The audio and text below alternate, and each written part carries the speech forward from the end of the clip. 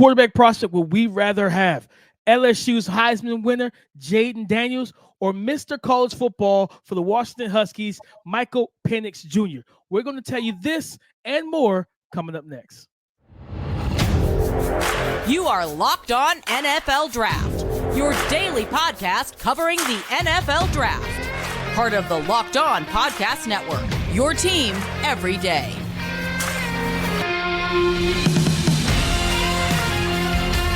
What's up, Locked On family? Welcome to the Locked On NFL Draft Pod, the daily podcast covering your favorite draft prospects, part of the Locked On Podcast Network, your team every day.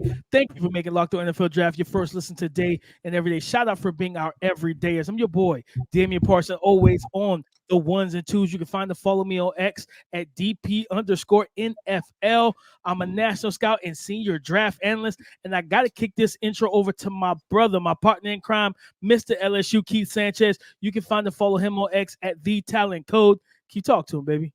What's up, Locked On family? This is Keith Sanchez, 2019 national champ, with those LSU Bengal Tigers and what, man, the other side to this dynamic duo that we like to call the Locked On NFL Draft, where we give you championship level content, show in and show out, 24/7, 365. Man, but listen, today's show, DP, we bringing the this or that segment back, right? We're about to have a lot of fun with this situation, man. We're going to talk about, would you rather have Jayden Daniels, the Heisman winner, or would you rather have Michael Penix Jr., Mr. Undefeated himself, man? And then we're going Byron Murphy versus Ruke Orhorhoro, and then we're going to do what, man? We talk about NFL football. We're going to get into that rookie spotlight. Which rookies have to perform so their NFL teams could perform well this weekend as they get ramped up for this NFL playoff race. But DP, before we get started, man, why don't you hit them with a title sponsor? LinkedIn Jobs helps you find the qualified candidates that you want to talk to faster. Post your job for free at linkedin.com/LockedOnNFL. That is linkedin.com/LockedOnNFL to post your job for free. Terms and conditions apply. Jayden Daniels, Mr. Heisman, the Heisman winner for the 2023 college football season, or Michael Penix Jr., the redemption story, Keith.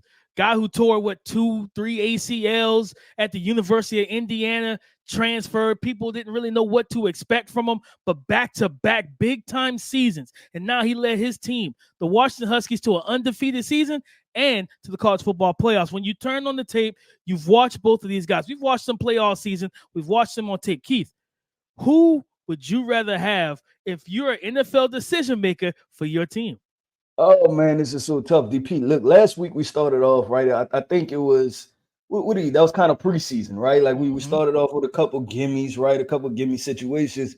This one is tough, man. This one is tough. And I almost want to say a buy scheme situation, right? But obviously that's no fun, right? If I take the plea like that,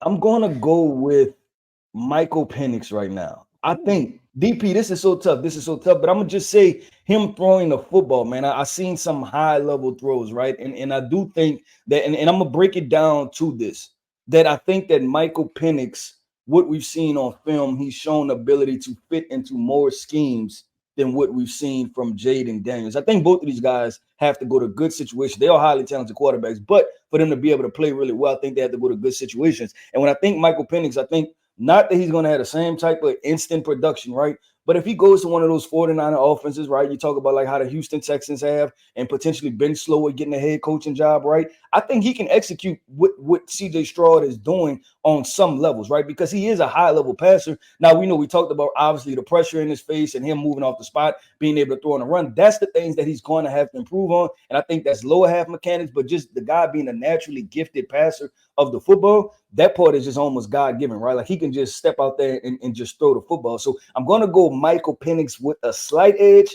And with Jayden Daniels, it's just going to be a little bit more I'm going to see. But listen, DP, it's Friday, right? It's Friday, December 15th. Don't hold me to that. I'm just going to go right now in this moment. But I think it is really, really, really close. Now, listen, Keith, we split ways on this one. I'm taking Jayden Daniels, Keith. I'm taking Jayden Daniels. No, it is not because I picked LSU to win the SEC in the preseason. It sounds like it, DP. It's not that, Keith. It's not that at all.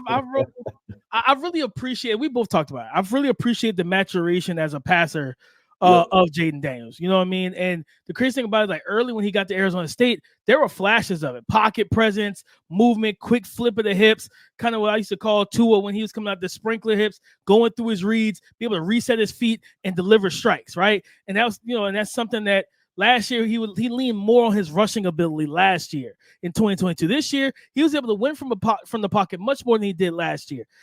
When I look at him, I think Michael Penix is the better seam between the numbers passer of the two, where I feel like Jayden Daniels is the better deep thrower of the two. You know what I mean? That when we see, if you've ever, guys, anybody, family, you're listening, you've ever been to your favorite team's training camp, you see typically quarterbacks from like the 25 to 30, maybe 40-yard line, and they're throwing the deep ball into the bucket, right? Or now they use the nets as well, and they call it the bucket throw.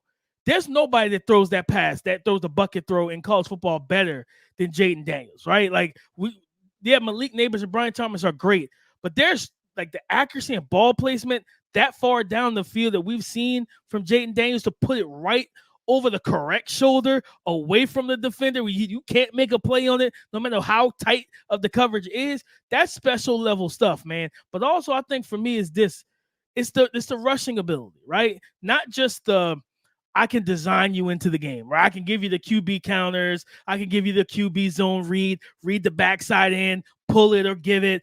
Yeah, that's a given. But it's the fact that if he drops back and you're playing man-to-man and you don't have a spy and your rush gets out of their lane and they compromise lane integrity, he's going to hurt you. And not just hurt you for 10 to 15. Keith, we've watched him against SEC athletes last year and especially this year. He can hurt you for 60 and 70. That's how fast it's an open field, and you don't get that from Michael Penix. Yeah, no, I agree. And I guess if this more than is choosing one or the other, right? I know this is this or that segment, right?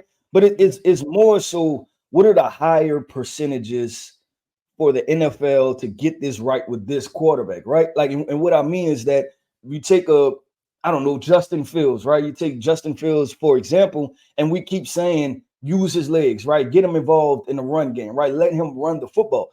I don't know for sure that the team that's going to draft Jayden Daniels is going to do that, because I do feel like a lot of his production is predicated off of his ability to run. When things break down, or sometimes you can even see when he drops back, I don't even think he's dropping back to pass the ball. He's just dropping back to let the defenders run with the wide receivers. And then, like, you know what? I'm going to take off and make a play happen with my legs. And I do appreciate that. It just, when you see the project of the Justin Fields situation where it's like, y'all can't get this offensive coordinator situation right. Like, how hard is it to evaluate Justin Fields, evaluate his skill set, and then say, let's put him in there? And that's the only thing, DP, that I worry about with Jayden Daniels. But yeah, like I said, I think it's a slight edge. I think both the first round, they probably will go in the first round. Both putting in great situations are going to perform really well, DP. No, 100%. I think, and Michael Penix is, to me, he's the prototypical pocket passer. Now, if he didn't have the 2 ACLs, I think he would be a lot more mobile than what he is now. He still has some semblance of mobility, but he doesn't. And that's probably the other thing that kind of concerns me with him is, like, I don't see a lot of pocket movement. I don't need you to always have to run, but he isn't, like, you see him, he kind of drifts back in the pocket. You don't see a lot of nuanced movement in terms of sliding and shuffling and resetting and getting into passing lanes. Listen, when you got 2 good tackles, you let those guys run past you if your interior offensive line is good, because then they afford you the space to step up. And he doesn't always do that, right? He'll kind of drift and make some fadeaway throws. And yes, you got a great arm and your touch and everything down the field is outstanding, but you can't live like that in the NFL. You got to slide up in those pockets and make it easy on yourself and your offensive line. So I just want, those are things that I do have some concerns with him in the pocket, but he's one of the best just pure passers and throwers of the football in this draft. And it's going to be interesting to see where the NFL lands on him. But yeah, I mean, like I said, this or that, Keith, I got to go with the Heisman winner, man. I got to go with the guy that's the ultimate weapon. Oh, man, this quarterback conversation is going to be so fun, right? Because there's still so many other names we have to unveil, right? And talk about the good and the bad versus, I guess, perspectives of it. But DP, we're going to keep this thing going and flowing, man. And you know what disrupts a quarterback?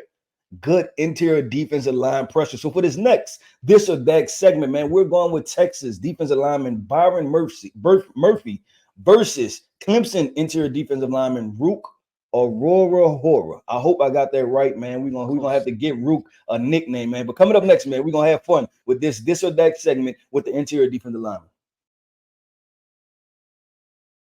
When you're hiring for your small business, you want to have as many top tier candidates as possible to interview. That's why you have to check out LinkedIn Jobs. Guys, LinkedIn Jobs has the tools to help you find the right professionals for your team faster and for free. LinkedIn is not just another measly job board, okay? LinkedIn has a vast network of more than 1 billion professionals, which makes it the best place to hire. Hiring is easy when you have that many quality candidates. So easy, in fact, that 86% of small businesses get a qualified candidate within 24 hours. LinkedIn also knows that small businesses are wearing so many hats and might not have the time or resources to hire. They understand. Thankfully, with LinkedIn, the process is intuitive, quick, and easy. So post your job for free at linkedin.com/LockedOnNFL. That is linkedin.com/LockedOnNFL to post your job for free. Terms and conditions apply. Pressure, and more pressure. That's what teams in the NFL are looking from their defensive line, Keith. And you put me on to Byron Murphy a couple weeks ago. I finally got into the tape, and I'm impressed, man. DP? What did the tape say, listen, baby? This is a Calijah, Cancey. I didn't want to throw this name out, but people. You about to say Aaron Down. Yeah, I knew you were. Like Aaron Donald type of build. That's 6 foot, 6'1", 305 pound, quick twitch, quick explosive first step. A guy that what I really like, Keith, is when you see a lot of defensive linemen, guys, that first step could be good, but their pad level immediately shoots up. You know what I mean? They're like an elevator. It goes from the first floor to the 15th floor immediately. Where with him, that drive phase, those first 2 steps, he's driving those shoulders forward, and then he kind of rips up and gets into the backfield. This young man can get in the backfield in the run game, but also as a pass rusher. He's got quick hands. He's quick. He's like, I mean, I remember you said that. He was like, DP, like, he can win quickly. And I was like, all right, cool. And then I watched, I was like, oh no, he really can win quickly. So it was just like, this dude's impressive, and he's gonna be at the Senior Bowl as well. You know what I mean? If I remember correctly, him and Ruke. So just to kind of turn the tape on, Keith, I came away like, listen, a team that needs that kind of 3-tech, maybe 2-eye, I think, because he's got a compact bowling ball kind of frame. He's strong upper and lower body. If you need that type of guy, Byron Murphy is the dude that you need to be looking at in the 2024 NFL draft. And then we go to Ruke Orhorhoro, Keith. And it's crazy because, like, Byron Murphy is listed 13 pounds heavier than Ruke. Ruke is listed at 6'4", 295. Byron is like 6 foot 6'1", 308 or something like that. But the power is vastly different. Like Byron's strong, but Ruke got that. He has that grown man strength where you see those two long arms, and from talking to some sources, he's expected to measure with 34-inch arms. So you talking about getting a guy with that type of power. He has a quick first step for his frame and his size as well. So you get that guy going up against somebody with 32s on the interior offensive line. I'm taking Ruke in that situation, Keith. But before I say this or that, I need to hear your analysis on these two players. How do you fare? Which side of the fence are you leaning on? Yeah, as far as this or that, or are you talking about just like how I view them as players? How you view them as players? Yeah, I mean the Byron Murphy situation, I think you described it well, right? And that's when I said when I watched it, I'm like, I don't want to say this, but this is giving a lot of Aaron down. I don't, but I'm not saying it, but I'm saying it, right? And that's how you feel. I'm not gonna say it, but I gotta say it, right? And that's the fun part, right? But we do know that there's been other sized, quick interior defensive linemen, right, that haven't been able to reach nowhere near that. Twyman, I think, from Pittsburgh, and right. You had Ross Blacklock, right? You have a lot of undersized defensive linemen, so you don't want to throw that. But man, you really see the functional strength and the functional athleticism, and this appears to be a guy that's strong throughout. When we're talking about Byron Murphy, he looks like he has a strong core, man, and he it looks like he has instincts along the defensive line, right? He just understands how to play blocks. He understands, effort, right? High motor type of football player. So very exciting guy. And I will be interested to see, because Calijah Cancey went in the first round last year, right? I will be interested to see how high this guy can elevate his stock. It doesn't seem like, and that's the thing we're going to talk about on this podcast, the draft momentum, right? And we talked about it yesterday with Tennessee quarterback Joe Milton, right? And we talked about how the momentum doesn't match the momentum that was there for Will Levis or Anthony Richardson, right? I think the same thing can be said for Byron Murphy when you look at the tape that he's put out, and then also when you look at like a Calijah Cancey, probably because about at this time, Calijah Cancey, people were talking about as a top 10 pick. Byron Murphy, half of the draft world doesn't even know who he is yet, right? So that's how I feel. That's why they tune into the Locked On NFL Draft podcast, Keith. So we can tell them who they need to be pumping up and talking about. That's why we had a conversation. Then you get Ruke Orhorhoro. I view him, DP, as one of those traditional Alabama 3-4 defensive ends, right? Like just textbook when you go down the list of the Byron Youngs, who else? Fadarian Mathis, and you could just, I mean, they put one out every single year, right? There's an interior defensive lineman that plays 3-4 defensive end every single year. That's textbook run defenders, right? They have long arms, they're strong, right? They're just one of those naturally strong guys where you believe this guy would be strong even if he wasn't in a weight room, right? Just a big throughout guy. The weight situation was interesting because Ruke Orhorhoro does just look like a big 315-pound guy, right? He just looks that big. But DP making a decision, right? Byron Murphy versus Ruke Orhorhoro. It's so tough because they're so vastly different in what they do, and what they provide. I'm going to go Byron Murphy at the moment. I'm gonna go Byron Murphy at the moment. If I'm playing one game and I need somebody to be disruptive, I'm gonna go Byron Murphy for that case. You know what just came to mind thinking of the Clemson defensive lineman? I think that Byron Murphy should also be in the same conversation with Tyler Davis, right? Another undersized interior defensive lineman, first step explosiveness, 6'1", 310, 315 pounds. I think he should also be in that conversation with him, which he's not, right? A lot of people talk about Tyler Davis, not Byron Murphy, but I'm going to go Byron Murphy for this. If I have one game and I need a play for somebody to be disruptive, I'm going to choose Byron Murphy in this situation. Keith, I lean to the same thing. I'm with Byron Murphy as well because, like I said, as a run stuffer, like you talked about with Ruke, right? Ruke is going to give you much more bang for your buck on first and second downs immediately. Instant day one starter, in my opinion, from a run standpoint.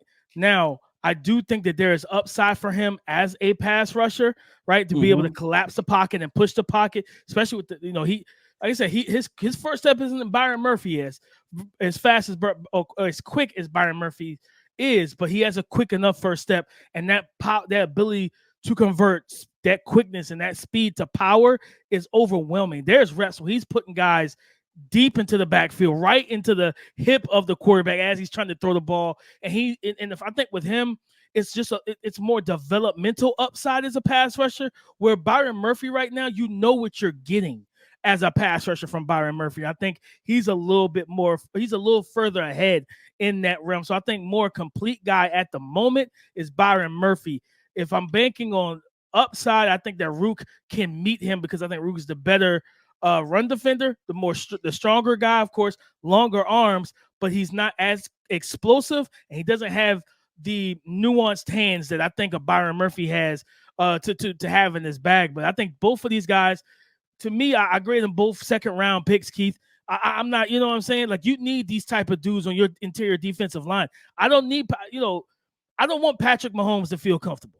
I don't want Josh Allen to feel comfortable. I don't want Lamar Jackson to feel comfortable. And not just not feel comfortable from dropping in the pocket. I don't want you to think or have the guts to step up in the pocket because I don't want there to be any room. And I think these two guys, where I think you could pair them with two different style guys, right? You think about, like we talk about Byron Murphy, Calijah Cancey went to play with Vita Vea, right? Where he's the smaller of the two. He's the guy that, while he's showing some two gap ability to handle double teams, you get him matched up one-on-one, he's going to typically whoop those interior offensive linemen with his quickness, his hand strength, his nuance as a pass rusher, and allow Vita Vea to get double teamed.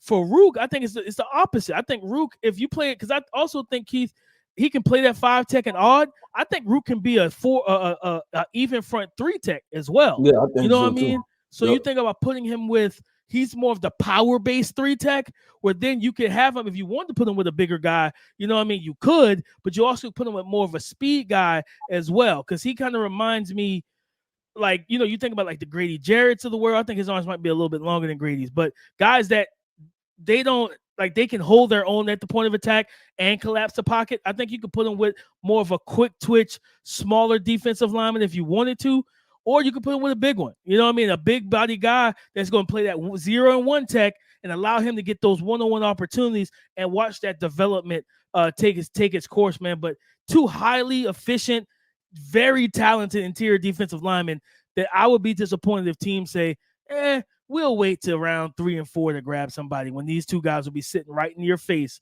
right there on the screen for you in round 2. Yeah, I agree 100%, and I hope that we outline the skill set that these guys offer, right, and how it varies, and how, if you think about your NFL team, which guy you may potentially need, right? I just say this, that if I'm the Los Angeles Rams, I'm drafting Byron Murphy, and I'm saying, Eric Donald, teach this guy all you know. Teach him everything you know, right? So that way you can have a successor to whenever Aaron Donald decides to retire DP. And you can pair him up with, now that you have a Byron Murphy, then you have a Byron Young on the outside too, and really get that thing going. But DP, let's keep this thing going. Let's keep it flowing, man. We have the rookie spotlight coming up next, man. NFL rookie spotlight. What rookies need to perform well in order for their NFL teams to get this win? Like I said, we're in the midst of a playoff race, right? And both the AFC and the NFC is tightly contested playoff races. So which rookies need to perform so the NFL teams can make the playoffs? This show is sponsored by BetterHelp. Guys, it's the holiday season, and every December, every holidays, me and my family, we come together, have a big dinner, but we have already picked names out of a hat to figure out who we have for the holidays to do gift gives for, to give their gifts. And it can be a little stressful of a process, right? But at the same time, we try to enjoy our time together, as well as making that person whose name you picked or we picked feel special and feel loved. Now, whether or not you give gifts during the holidays to your family, you get to define how you give to yourself. And the holidays are a great time to do that, guys. And therapy is a great way to do that. To have somebody that's objective, that's willing to listen, right? And give you the peace of mind to help you be the best and better version of yourself. If you're thinking about starting therapy, give BetterHelp a try. It's entirely online and designed to be convenient, flexible, and suited to your schedule. In the season of giving, give yourself what you need with BetterHelp. Visit BetterHelp.com/lockedon today to get 10% off your first month. That's BetterHelp, HELP.com/lockedon. Rookie spotlight, Keith, is shining bright, and it's shining for me in Arizona, in Phoenix, Arizona. All right. For the Arizona Cardinals, I think word is that Stanford wide receiver Michael Wilson is supposed to be healthy this week. And I think this is going to be his first game playing with Kyler Murray. And Kyler Murray, during one of the practice press conferences, he talked about how he's excited to be on the field with Michael Wilson so that they can develop their rapport, right? And there's I think Drew Petzinger and I think the GM Monty Austin-Fort.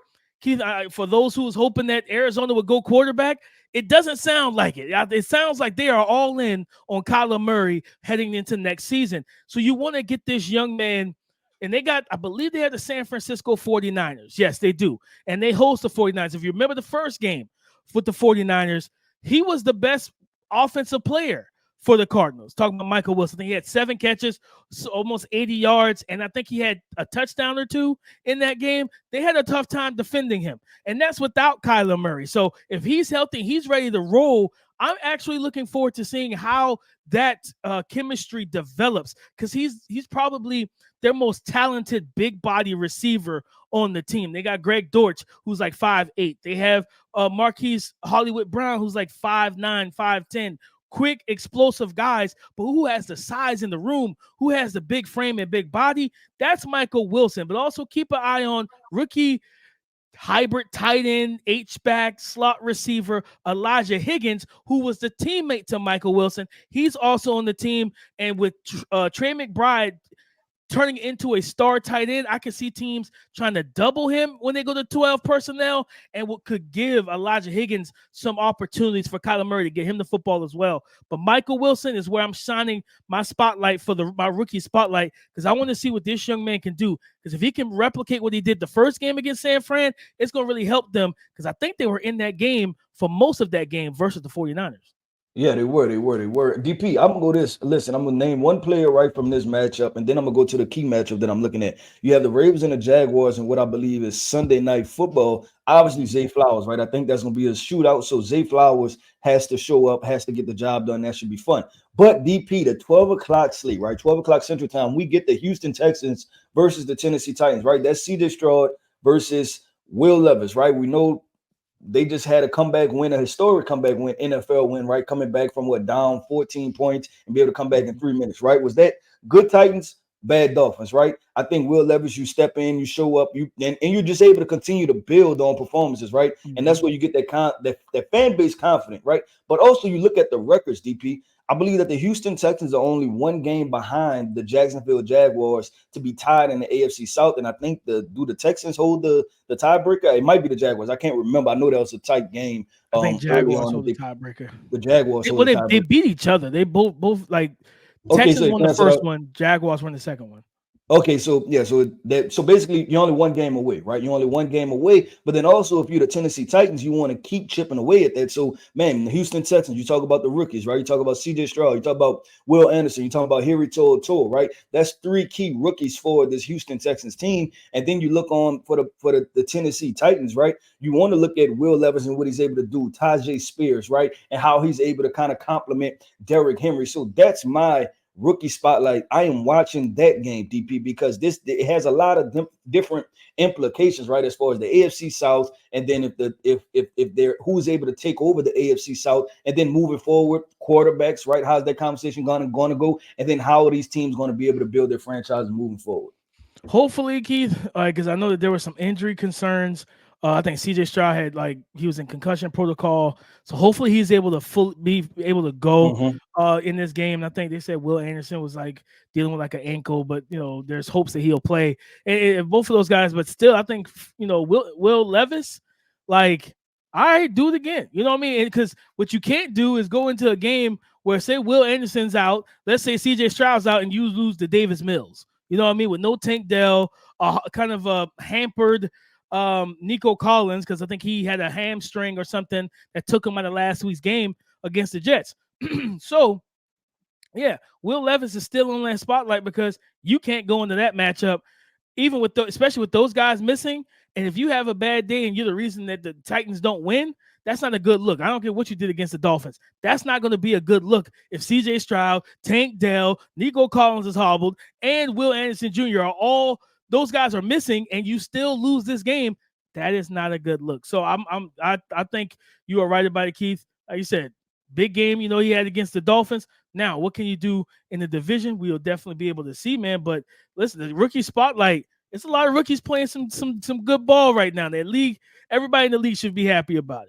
Oh, definitely, 100%, man. These rookies are performing, man. But you know who else is performing? The Locked On NFL Draft Podcast, man. And we want to say thank you for tapping in with us. Thank you to our everydayers. Shout out to our everydayers, man. If you haven't hit the like button, go ahead and hit the like button. If you haven't commented, this is the end of the show. This is the time where you get your comments off, man. And if you haven't hit the subscribe button, man. So that way you can get updated on all our content 24/7, 365. Like we said, I want to say thank you, man. You can find me at Keith Sanchez. You can find me, Keith Sanchez at X on the Talent Code. And then you can find Damian Parson, my co-host. You can find him on X at DP_NFL, man. Thank you for tapping in with us each and every single day.